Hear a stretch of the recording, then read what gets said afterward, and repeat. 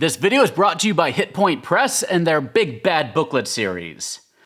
Hello and welcome to The Gallant Goblin. Today we're doing a video chosen by our Patreon backers. They wanted a full set review of Pathfinder Battles Rusty Dragon Inn by WizKids. This set came out in January of 2016 and features 45 regular minis plus 6 pieces of set dressing. The Rusty Dragon Inn is iconic in Pathfinder. The very first adventure, Rise of the Runelord, starts in the town of Sandpoint, and the Rusty Dragon Inn is one of the most important locations in that town. The set features a lot of general purpose creatures and townsfolk, so it's a pretty good set to have no matter what adventure you're running. To celebrate our first Patreon picked video, let's do a giveaway. This time you can straight up win a $20 gift card for Amazon.com to use on whatever minis or products you want. We have our own affiliate link store. It's just a selection of products that we think might interest you. You can find that link in the video description down below. And when you purchase through that store, we get a cut of that, so you help support us here at The Gallant Goblin. To enter, just be a subscriber to The Gallant Goblin here on YouTube and leave me a comment down below letting me know what sort of Patreon perk might interest you. Right now, we have behind the scenes videos, we have free 5e supplements, access to a monthly Zoom call with us, early screenings of our videos, and more. To learn more, just check out patreon.com/thegallantgoblin. For now, Hero of Sandpoint, let's check in with Ameko and see what's on tap at the Rusty Dragon Inn. Hey, any set that kicks off with a kobold is good in my book. This is the Kobold Devil Speaker. The devil in question generally being Asmodeus. The Devil Speakers are powerful taskmasters, keeping unreliable and cowardly kobold clans together and working toward a common purpose. In battle, the Devil Speaker uses the Animate Dead spell to keep their fellow kobolds fighting even after they've fallen. You can find their CR7 stat block in the Monster Codex. By the way, all the stat blocks I'll be referring to are Pathfinder 1st Edition. Many WizKids sets contain essentially warbands, a set of figures that are different types of the same monster or group. The Rusty Dragon Inn provides you with a couple of these warbands, the first being ghouls. Now, I wasn't able to find a stat block for a, quote, ghoul cultist or the original art that this mini was based on, but if you would like to learn more about ghouls in Pathfinder, definitely check out the Monster Codex, which gives you a ghoulish sorcerer bloodline, new ghoul feats, and it even gives you the details for having an undead animal companion. Fun! Our second ghoul is the Huntsman, which can be used with the CR7 Ghoul Hunt Master or the CR6 Ghoul Stalker stat blocks in the Monster Codex. You'll notice that a lot of the minis in this set come from the Monster Codex, which is a pretty awesome book. While most ghouls hunt and kill merely to satiate their hunger, the Ghoul Huntsman takes special delight in hunting the most dangerous prey. They even come equipped with human bane arrows, so look out. Now we're getting into what makes this pack so special and awesome. This set contains minis that you're going to be able to use over and over again to fill out a scene. Sometimes you want figures besides just your heroes and their villains. There may be bar patrons, people passing by on the road, or prisoners in the Bugbear camp. Having commoners like our farmer here can make a scene feel more alive, and it can up the stakes and make the battle more complex by limiting the AoE options of the players and forcing them to defend or rescue the innocents. This set also contains a good number of common monsters, like our vampire spawn. With Ravenloft coming back to the forefront, you're gonna need some vampire spawns. The cool thing about the vampire spawn in Pathfinder is that the Monster Codex provides you a template that you can put on any living creature with 4 or more hit dice to turn them into a vampire spawn. So if you have a campaign with vampires, slowly turning people in a village for instance, you can easily turn their base stat blocks into versions that are vampire spawns, which is pretty awesome. There's also a CR2 stat block in the Monster Codex. The Serving Girl mini here is perfect for your tavern setups. The Warlock Tiles Town and Village sets are a great way to build a tavern, along with other options like Dwarven Forge. The Premium set that released alongside the Rusty Dragon Inn set also gives you some bar scatter terrain. You can check out our review of that by clicking the eye in the corner of your screen. We also have the Yawning Portal set coming out soon, which is gonna need a lot of minis to fill out. That place is hoppin'. Just mind the gap. The mini here is based on the cover art for the NPC Codex by legendary Pathfinder artist Wayne Reynolds. This is one of the most unique minis in the set. The Bunyip is a creature in Australian Aboriginal folklore, often found in bogs and freshwater inlets. In Pathfinder, they can also be found in saltwater and in Bestiary 2. They're fearsome predators who typically eat sharks and other sea creatures, though they'll eat a human in a pinch. They're common in Varisia, particularly in the appropriately named Bunyip Bay, and in the Mushfens, and along the rivers in the Mwangi Expanse, which, by the way, we're about to get a source book about. One appears in Burnt Offerings, the first chapter of Rise of the Rune Lords. It also is a creature in 1st and 2nd edition of D&D, but I don't think it's made an official D&D appearance since then, though correct me if I'm wrong. This is a fairly generic, heavily armored fellow who can work as a PC mini, a town guard, or as a knight. In my opinion, it's a pretty good mini to use as a heavily armored cleric or fighter. The combination of the pose with the armor and the hood makes him look both heroic and memorable. Definitely one of the better minis in this set. He's featured in the NPC Codex as a 10th level paladin of Iomedae. The Cut Purse is another generic mini that can work for just about anything. He can be a PC mini, a mercenary for hire, a traveling adventurer in a tavern, or even something like a weapon vendor. If you'd like to add hirelings to your Pathfinder game, check out the details in the core rulebook. A mercenary, for example, would be considered a trained hireling. The Cut Purse has a stat block in the NPC Codex where he's a CR 1/2 first level rogue. Here we very clearly have a guard. When I do my building or street setups, I have guard minis like this posted on street corners or at the entrances to respectable businesses. Plus, it's good to have minis like this around in shops, lest your new players start to get sticky fingers. It just takes one run-in with a surprisingly strong guard for a first-level adventurer to learn that their actions have consequences. It's something to think about when they're rolling up that new character for the second session. And once again, you can find the guard stat block in the NPC Codex, where he's a CR1 3rd level warrior. This is another one of my favorite minis. You've probably seen this one in a lot of my videos over the years. This mini's colorful Romani-inspired clothing would make it a good fit as a Vistani in your Strahd campaigns. But I think it's just a great mini to have in general tavern setups. She could also be a street performer with a bunch of bard minis as a band. And we do have those bard minis coming up soon here. Our next warband is composed of bugbears, who are super common in Pathfinder and D&D. We're starting off with an interesting one, the Bugbear Mystic, based on the CR 11 Bugbear Blood Mage from the Monster Codex.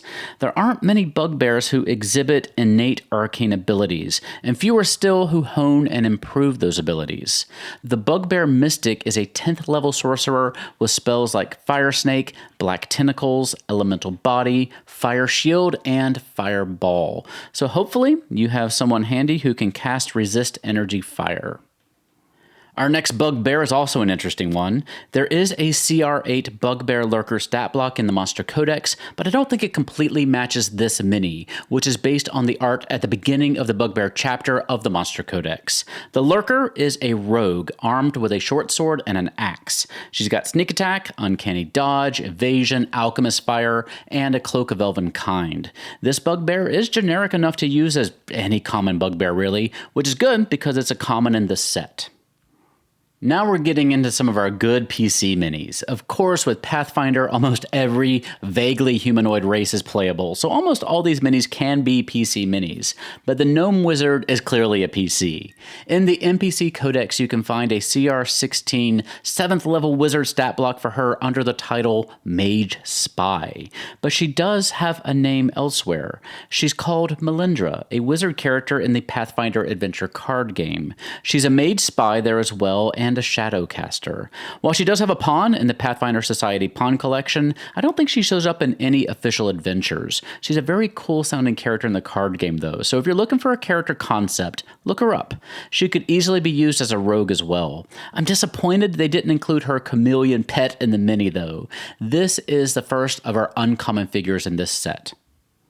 Our second and final kobold is the Trapmaker. Let's go back to the Monster Codex. What's awesome about this book is that it dives deep into these common races and gives you tons of options when you're playing them. For kobolds, you get quite a few new monster NPC stat blocks, plus several new options for kobold traps, including the Dragonfire Trap, the Acid Drop Trap, and the Rotting Badger Under a Falling Rock Trap.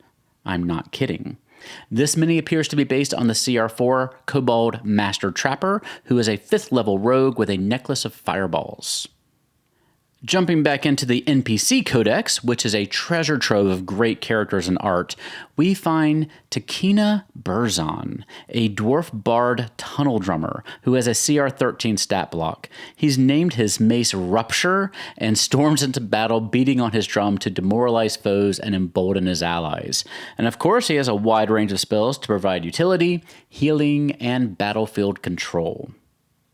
This is Karachek the Caustic, a 9th level dwarf evoker wizard from the NPC Codex. As a dwarf, he feels a strong connection to the earth, but didn't want to worship an earth deity or become some sort of druid, so he studied up on the arcane arts and learned how to hone his natural arcane talents into finding precious gems. He's not exactly an altruistic kind of fella, so think twice before you get between him and his diamonds and gold. Karachek also makes a cameo in the lower left-hand corner of the NPC Codex cover. This fella is pretty versatile. He can easily be an NPC and is listed as the Mayor, a 7th level human aristocrat in the NPC Codex.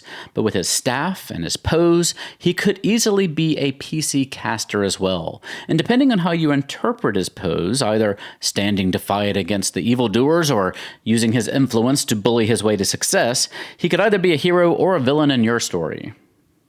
Jumping back into our Monster Codex now, we have our Ghoul Monarch, a CR12 sorcerer who can dominate his or her foes. You could use this figure as any ghoul caster, really. The Monster Codex also has stat blocks for an Ancient Gravedigger, who is a 10th level Oracle, or a Masked Murderer, who is an 8th level Dirge Bard. So, you've got some ghoul options. This is Sibusiwe Njai, also known as the Graceful Slayer, a 17th level elf barbarian from the NPC Codex. She's described in the book as a, quote, feral loner. She communes with the spirits of nature, who can be quite capricious. She's very quick on her feet with her boots of speed, giving her the option of attacking from a distance with her +1 Seeking Composite Longbow, or jumping into melee with her +1 Keen Shocking Burst Elven Curve Blade. And you wouldn't like her when she rages. Yes, that's right, a riding dog. I mean, you probably won't see your average human or dwarf riding around on top of a Labrador Retriever, but halflings and gnomes, you better believe it. So you better put some of your training into that ride skill so that you too can ride around on a giant corgi while firing off arrows like a diminutive Legolas. The CR1 stat block for the riding dog can be found in Bestiary 1. This is another mini that may look familiar to you. It was one I picked up ages ago when I was looking for generic NPCs. Maybe he's a bartender mixing up something interesting, or a bar patron toasting the returning triumphant heroes, or a merchant examining an exotic potion, or maybe he's a hero himself, an alchemist ready to hurl a destructive concoction at that horde of attacking goblins. The next member of our Bugbear Warband is the CR13 Bugbear Tyrant, an anti-paladin fearmonger from the Monster Codex. With his power and charisma, he's cultivated a cult of followers who are ready to do his bidding as he rampages across the countryside, inflicting pain and death on whoever stands in his way. Anti-paladins are true champions of evil. Previous sets in the Pathfinder Battles line have included City Watch agents, most with armor and coloring that's consistent with the City Watch commander here. We also got a new, cohesive set of City Watch agent minis in the more recent City of Lost Omens Pathfinder Battles set. With their blue and white color scheme, they all work together. This particular mini is based on a character known as Cassidy, a City Watch agent in the city of Magnamar from the standalone adventure Dawn of the Scarlet Sun by James Jacobs. When I was first getting started in mini collecting, one of the first goals I had was to get my hands on some good horse minis. There's a lot of toy horses out there that you can use in a pinch, but they're often oversized for what I needed. But here we have not one, but two horse minis at the proper scale for your adventure. First, we have a beautiful riding horse. It's not sporting a saddle, so you can also use it as a wild horse if you prefer, perhaps one ready to lead the heroes to a portal to the first world. Next, we have our draft horse, ready to pull some carts and wagons, including those included in this set. Stay tuned for that. Both of the horses are uncommon, so you'll get a couple of them in a case. I frankly would have loved for them to have been commons, though we don't really get common large minis, unfortunately. Both of these horses have earned a spot in my most used mini box, however. So many classic adventures begin with the adventurers working pest control duty on a bunch of rats in someone's cellar. But what if those rats were actually a whole rat folk or were-rat faction? I think I have an idea of an adventure coming to mind. The Kyrix here is what happened when a rat folk or were-rat alchemist starts experimenting with his rodent brethren. The six-legged, disease-immune, but disease-spreading Kyrix is a CR8 creature featured in the rat folk chapter of the Monster Codex. I really do wish that giants in Pathfinder were as large as giants in D&D, but that's just not the case. It makes this one of the few minis in this set that's tough to slot into a D&D adventure, but I do have some ideas I'll share with you later. Ice mages are detailed in the Frost Giant chapter of the Monster Codex. They are 6th level CR12 sorcerers who have inherited the magic of the icy north and use their magic to support their Frost Giant allies or to trick and manipulate their foes. Since Frost Giant Society favors brute strength over the arcane arts, you won't often find the Ice Mage in command, despite their obvious power. The final member of our Bugbear Warband is a CR8 aptly named Bugbear Flesh Glutton, a 5th level barbarian with rage abilities who wields a falchion, a weapon that crits on an 18, 19, or 20. So if your game master rolls well, the Bugbear Flesh Glutton can really ruin your day. These bugbears have an unquenchable appetite for the flesh of sapient creatures, so I don't think it's terribly likely that he'll become friends with your PCs. I don't know about you, but as a player, I think flesh golems can just ruin your day as well, particularly if you're a caster. They are immune to any spell that allows spell resistance, which is a lot of them, and certain spells behave very differently than normal against them. They are essentially Frankenstein's monster, an amalgamation of humanoid parts given artificial life. Now this isn't based on the art for the flesh golem in Bestiary 1, where you can find its CR7 stat block, no. This is the Beast of Lepidstadt, a flesh golem barbarian from the second book of the Carrying Crown adventure path, Trial of the Beast. He even graces the cover. The Gorgon is another classic monster whose stat block you can find in Bestiary 1. The metal-covered magical bull can petrify with its green breath attack. The petrification is only temporary. You can shake yourself out of it with a good fortitude save. But if you get caught in the breath's cone of effect a second time, while you're already petrified, well, that's pretty much it for you, my friend. You'll be a statue until the Gorgon gores you to pieces and eats your remains, or until the party can find a way to bring you back to flesh and bone. They are CR8 magical beasts. If you're gonna have classic monsters, you gotta have an owlbear, and here's a great one. The origin story of the owlbear is just as shrouded in Pathfinder lore as it is in D&D. The only theory is that a deranged wizard created the original crossbreed long ago for some unknown purpose, and now, hundreds or thousands or more years later, it serves as an apex hunter in the forests of Golarion. Bestiary 1 has their CR4 stat block and the requirements for training one, which isn't cheap or easy. Beaky is a particular owlbear, the pet of Grand Prince Stavian I of Taldor. If you'd like to learn more, check out the Pathfinder Society Scenario 46, Requiem for the Red Raven by Mr. Eric Mona. This lovely mini is a female half-elf or full-elf bard with a violin. Great to use as a PC mini, of course, or if you want to put that little NPC band together for your tavern setups that I talked about earlier, you can pair her up with that dwarf bard drummer and that dancer, and you're well on your way. She does have a CR5 stat block in the NPC Codex, where she's called Aegel Enthes, the con artist, counterfeiter, and grifter. I really dig the PC minis in this set. This half-elf caster wields a wand, and whether she's conducting an orchestra or sending out a wave of fireballs is entirely up to you. In the NPC Codex, she's Radillo, a 19th level half-elf enchanter, also known as the Puppet Master, ready to cast Dominate Monster, Power Word Kill, or Summon Monster 9 at a moment's notice. In case you're wondering, Summon Monster 9 lets you bring forth a Celestial Rock, an Elder Elemental, or a Night Hag, among other things. Okay, here we get into territory that can be considered spoilery, especially if you're playing the second Darkness Adventure path, so fair warning. Of course, she makes a fantastic PC mini, powerful ally, or even a great boss, but Elevra is an important character in the aforementioned adventure path, where she takes on two different forms.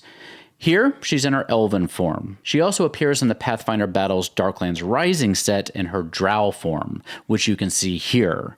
There were two different covers for her booklet, Shadow of the Sky, which was the first book in the second Darkness Adventure path, showing her in each of her forms. What can I even say about this mini? A goblin wearing a riding scarf and holding a bomb riding on a vulture. And if you're like, that's amazing, but how on earth do I run a creature like this in combat? Well, lucky for you, he's got a full stat block in the Monster Codex, where he's a CR3 alchemist, and his giant vulture companion has a stat block too. Luckily, the goblin has a plus 12 to his ride check because lobbing incendiary bombs and alchemist fire while circling a foe on a vulture can't be easy and could lead to a hysterical accident. The Green Goblin would totally be proud. Rounding out our Ghoul warband is the Ghoul Champion here. This one flummoxed me a bit, because unlike our other ghouls, there isn't a clear match for him in the Monster Codex, in either stats or art. So if you're looking for a stat block to use, I would probably just recommend the CR8 Ghoul Commander stat block, which would make him a 7th level anti-paladin, able to channel negative energy and desecrate the ground around him, making the battle a little bit easier for the rest of his ghoulish warband. Here's yet another mini that everyone should have. You're always going to need bartender minis, and there just aren't a ton out there, especially ones that are pre-painted. And if you by chance need a stat block for her, may I refer you once again to the NPC Codex, which has a barmaid stat block. Turns out she's pretty capable, as most bartenders tend to be. She can easily talk her way out of danger, but if push comes to shove, she can drop some sleeping poison into your drink, or just pull a dagger on you. Ranzak the Pirate Goblin here was first introduced as another playable character in the Pathfinder Adventure card game. As far as I can tell, he's never actually made an appearance in an official adventure though. He started life as Squid Breath, a diver among the long-lung goblins of the Shackles, eventually joining a goblin pirate crew. His one goal in life was to obtain a magic bird who spoke true secrets. A parrot. He wanted a parrot. So when he finally managed to find and kidnap one, it squawked, "Ranzak, Ranzak, Ranzak." And thus, Ranzak, Pirate of the Shackles, was born. If you've watched my Pathfinder videos before, you know that Paizo likes to include minis of their deities in a lot of their sets, and none are more fitting for a Rusty Dragon Inn set than Caden Kalian, god of beer, wine, freedom, and bravery. He accidentally became a god when he drunkenly passed the test of the Starstone and ascended to godhood. Now he occasionally manifests in his godly glory in various taverns around the world to try out their latest microbrews and IPAs. So throw him into your bar scenes, not as a drunken peasant, but as the magnificent god that he is. You don't even have to tell your players. The Silver Dragon is kind of a surprise in this set, at least she was to me. Silver Dragons are the most courageous and honorable of the dragons. While most metallic dragons are good aligned, they're not always exactly proactive in the fight against evil. But Silver Dragons, they want to lead the charge. This mini, which is on a large base, would match the stats for a young Silver Dragon, which is a CR10 creature in Bestiary 1. They can paralyze with their breath, polymorph into any animal or humanoid, and even walk on the clouds. This is another of my favorite minis in this set, a very nicely designed gelatinous, or as it's called here, quivering cube. You can also find its CR3 stat block in Bestiary 1. With its ability to engulf and paralyze foes, it can easily ruin the day of an adventuring party, particularly one that doesn't quite know what to expect from this harmless-looking glob of jello. Though, if they get a peek inside at the bones and equipment from former adventurers, they may start to get the picture of how much danger they're really in. This is one of the most unusual minis in the set. Zilva Zarat is a multidimensional merchant of arcane wares who appears in Frozen Stars, which is the 4th book in the Reign of Winter adventure path. He was originally going to appear in the Reign of Winter mini set, but they went from 55 minis in a set down to 45, so Zilva Zarat got shunted into the Rusty Dragon Inn instead. He's a Mercane, an outsider described in Bestiary 2. He doesn't typically get into battle, so if you like, you can safely use him as a traveling shop of magical wares in either Pathfinder or D&D. The Mercane actually started off in Spelljammer, but haven't been seen in D&D since 3rd edition to my knowledge. The final regular mini in the set, the capstone as I call it, is this amazing orc riding a dire wolf. I'm realizing now how much I like these mounted minis. The battle standard that he waves is that of the Hold of Belkzen, the orc stronghold north of Nirmathos and between Varisia and Ustalav. I don't think there's a better mini to lead your orc warband into battle, and yes, the Monster Codex does give a lot of great orc stat blocks that you can use, though none that exactly match this particular mini. Most every set of Pathfinder battles includes a series of scatter terrain, and since this set is really giving you those bread and butter NPCs, monsters, and PC minis, it's going to do the same with a scatter terrain. Nothing shiny and fancy here, but you do get those items that will probably see a ton of use in your games. There's a cart, a barrel, a wagon, a table, a bed, and a crate. All of these fit the theme of the Rusty Dragon Inn, and they work well with each other and other minis in the set as well. You can use the cart with the draft horse, and the barrel and the crate fit nicely in both the cart and the wagon, as you'll see in our battle map setups in a minute. They are just great items that you really can't have enough of. But this set also contains two surprises. One of the booster sets in a case will contain two extra minis. Both are repainted versions of minis that appeared in previous sets. First we have King Iravetti, and he had a mini in the Legends of Golarion set. King Iravetti of Petox appears on the cover of the 5th book of the Kingmaker adventure path, War of the River Kings. Paizo wasn't satisfied with the paint jobs of those original two minis, so they worked with WizKids to get replacements out. The other mini is Feya, the iconic human witch, whose original figure was in the Reign of Winter set. Unfortunately for us, Feya's new figure here was missing an arm in our booster box. Luckily, there is another version of her mini in the Pathfinder Battles Iconic Heroes Set 6, along with a mini of her wolf familiar Deja. We do have Set 6, but we haven't had a moment to review it just yet. At the time, WizKids also offered to replace the old figures with these new ones upon request. But for folks picking up a case of the Rusty Dragon Inn set these days, unless something has changed in reprints, you should get one unmarked booster box that has 6 figures instead of 4. This is one of those sets that's easy to recommend. With a few exceptions, everything should be useful during your campaign in either Pathfinder or D&D, depending a little bit on what you're running, of course. You always need townsfolk and guards, NPCs, and my god, horses. Horses are always so hard to get. Plus you get those ghoul and bugbear warbands, both pretty common monsters. Speaking of common monsters, the Quivering Cube, the Owlbear, the Gorgon, and the Kobolds too will probably all show up at some point during most campaigns. And this is one of the easiest Pathfinder sets to recommend for D&D players too. The only minis that I think you'll have to get a little bit creative with in your D&D games are Zilva-Zarat, the Bunyip, and maybe the Frost Giant Ice Mage, who's a little too small to fit in with your other D&D giants. Now, I always like to highlight the minis that could inspire some good stories as well. In this case, I think we're primarily looking at the named NPCs, like Zilva-Zarat, the Marcane Extraplanar Merchant, and Ranzak, the Goblin Pirate. You can of course run the characters as written in their own adventures, but they're such cool minis that they may inspire totally new stories written by you. The Flesh Golem and the Frost Giant Ice Mage can also serve as pretty good big bosses for a story arc. If you're playing D&D, maybe that Frost Giant Ice Mage isn't a Frost Giant at all. Maybe he's a Vidalcan from your Ravnica campaign, whose road to perfection led him to the arcane arts, which he used to enlarge himself. If you get a cool mini and you're not sure how to use it, just get a little creative with it. Now, the set does lack the big, showy minis that we've become accustomed to in recent years. No giant undead dinosaurs, fire giant skeletons, or the like here. And of course, these older minis don't have the higher quality paint jobs that we started to see from WizKids around 2018 or so bear that in mind as well. The other thing that I like to remind folks is that when you're viewing these minis on your home monitor or TV in videos like ours, you're looking at something that's an inch or two tall, blown up several times over. So the paint jobs are of course going to suffer when you're looking at them that close up. Most of the time in real life, you'll be viewing them from across the table like you are at the end of our videos here. So keep that in mind too. And what's maybe best about this particular older set is that it is currently available at retail. You can get booster boxes, bricks, cases, and individual minis if you have your eye maybe just on the goblin flying on the Vulture here, for example. And you should. If you'd like to have a say in what we review next, head over to our Patreon at patreon.com/thegallantgoblin.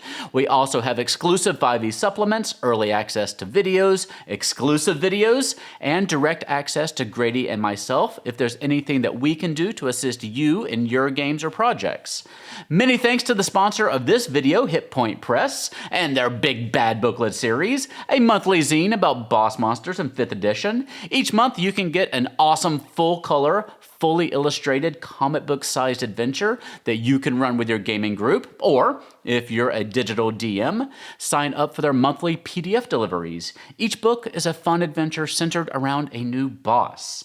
This month, come meet Exaxia, an arachnid thorn witch with a hypnotizing scent used to lure her prey. Can you escape Exaxia's 8-legged clutches, or will you find yourself in a thorny situation? Subscribe today at bigbads.com and find out.